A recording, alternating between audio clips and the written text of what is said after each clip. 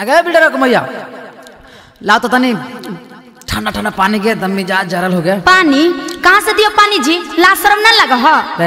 मजाक क्या लग करते लाओ ना। अच्छा मजाक करे थी? मजाक लगा हो तोरा? तू कहूँ कि कनिया बन घुघता ना घरबे में रह आए बहरा क्या जात वो पानी लावे? सुना चप्पा कल गरवावा तभी पानी उन्हीं मिलता वो।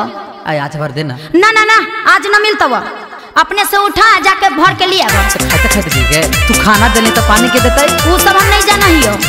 यहाँ पानी ढोई ढोई हाथ चढ़ गया बाही चढ़ गया समझ में नहीं आ रहा है। म्यूजिक बाय टिंकू तूफान।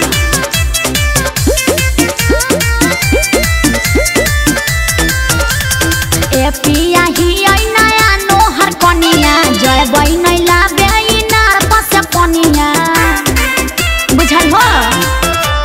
ए पिया ही आई नया नोहर कनिया जय बई नहीं लाबे इनार पस कनिया। सुनही के मौगी हमार सबे कहा लगे घड़ा भाईए दे बहू घड़ा भाईए दे बहू आंगना में। अच्छा धनिया चपका लगे घड़ा भाईए दे बहू आंगना में। कहिया धनिया चपका लगे घड़ा भाईए दे बहू।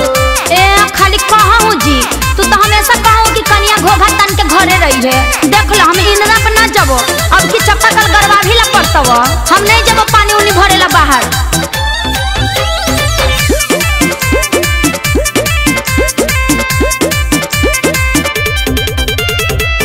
बुझा हो तू फीलिंग नहीं हर के हिया सुकावार हो हमारा से उठा तो नहीं पिया इतना भार हो।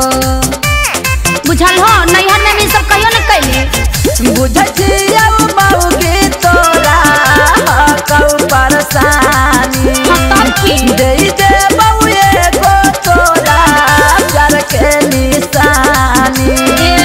हो तब ना धनिया तोरा दुख एको पाल गे घड़ा भाईए दे बहू। कहिया जी घड़ा भाईए दे बहू आंगना में। हाँ धनिया चपका लगे घड़ा भाईए दे बहू आंगना में।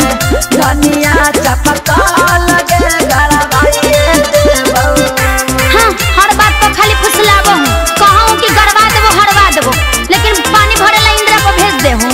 तू तो जानबे करहु कि नया नहर देख के कितना लाइन मारो है अब फिर तू हमरे पर शक करबाऊ कि हमरे मौगी छिनार हो गेले।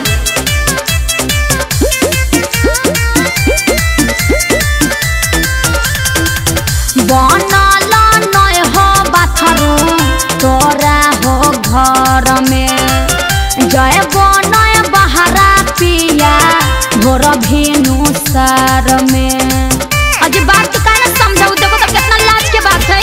लगल ताही आउ धनिया तोरा जोगाड़ में। अच्छा सारा सुविधा दे बहू तोरा ससुरार में।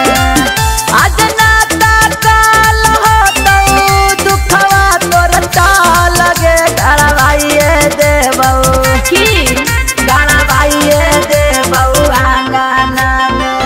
धनिया चपका लगे घड़ा भाईए दे बहू आंगना में। धनिया चपका लगे घड़ा भाईए दे बहू। हाँ तो जल्दी से जल्दी गरवा दे हो।